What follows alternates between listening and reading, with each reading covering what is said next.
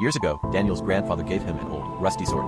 "This is no ordinary sword," his grandfather said, but Daniel laughed. It looked like junk. The sword gathered dust in the attic as Daniel grew up. He forgot all about it until one stormy night.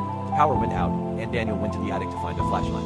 Lightning illuminated the room, and the sword gleamed faintly in its corner. Curious, Daniel picked it up.